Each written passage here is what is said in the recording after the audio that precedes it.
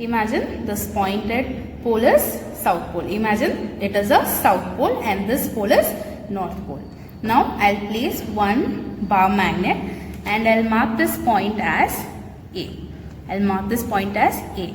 So here it is south. Imagine it is a south pole and it is north pole. So I'll write north, south. So it is north pole and south pole, and I have placed this bar magnet at point A. Similarly, I am taking another bar magnet. So here what I'll do is I'll place north pole here and I'll place south pole here. I'm taking another magnet and I'm placing it here, and I'll mark this point as point B. So let this bar magnet be at point A and this will be at point B, and we shall mark the poles. So here it is south, here it is north. So it is south and north. So I have kept two bar magnets.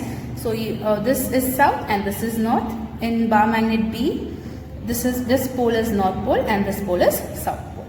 So now what I'll do, I'll take this bar magnet which is at the point A and I'll bring closer to the bar magnet which is at point B. Carefully observe, children.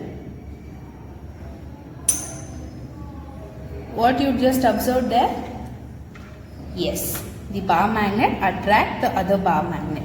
So there was a force of, yes, there was a force of attraction between these two bar magnets. So we shall see once more.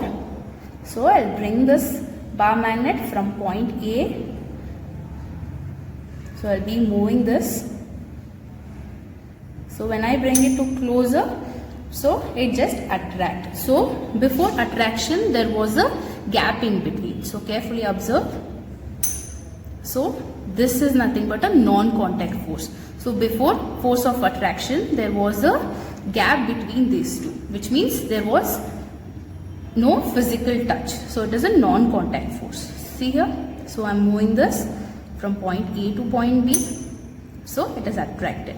So it has created a magnetic field without coming into contact. Without coming into contact, it is creating a magnetic field, since these two poles are unlike poles, because it is north pole and this is south pole. Since these two are unlike poles, it attracted each other.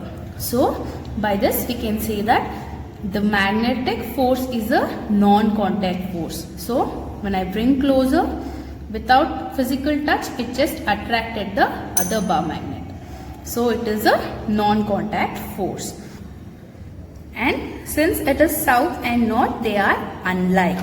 So these 2 points are unlike poles. So they are unlike poles. So unlike poles always attract each other. So see here, again I'll show you. From point A, I'll bring this bar magnet to point B. Now without coming into contact, it will attract the bar magnet which was at point B. So unlike poles, see here, north pole, south pole. So unlike poles attract each other, and this magnetic force is nothing but a non-contact force. It is a non-contact force. Okay, children. Now I'll consider the same bar magnets, but now I'll place the south pole. This is south pole and this is north pole. So I'll write south pole and this is north pole, and I'm placing this bar magnet at point A.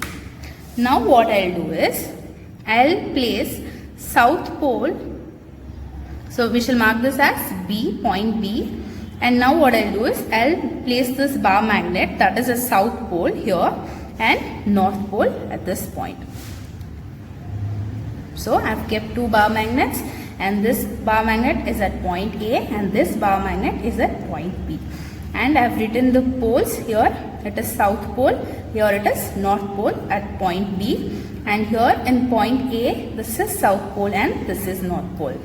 So now what I'll do, I'll move this bar magnet which is at point A towards the bar magnet which is at point B.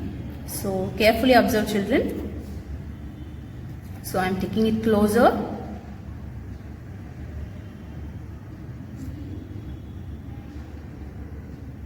So what you can observe? Yes, it is going back, which is Yes, it is a repulsive force. Yes, see, yes, without coming into contact, it is applying some force. This bar magnet is exerting some force on the other bar magnet without coming into contact. So you can see there is no physical touch between these two bar magnets. There is some gap, right? So there is no physical touch between these two magnets. So it is repulsive force. So when we place, so here it is south pole, here also it is south pole. So these can be considered as like poles. So it can be considered as like poles. So when I brought this bar magnet from point A to point B, so you saw that there was a repulsive force. This force is nothing but repulsive force. So like poles always repels. So like poles always repels. So south, so it is like pole, and in magnets always the south pole repels. See? Yes. And there is no contact between these two bar magnets. So magnetic field is a, yes, magnetic force is a, yes, non-contact force. Yes. Now we will see with the other object. So what is this? Yes, it is a horseshoe magnet because it is in the shape of horseshoe. It is called as horseshoe magnet. Now I am taking the nail and I am placing on the paper. Now I am taking the nail and I am placing on the paper. Now what I will do, I will bring this horseshoe magnet closer to the nail. So just carefully observe. Yes.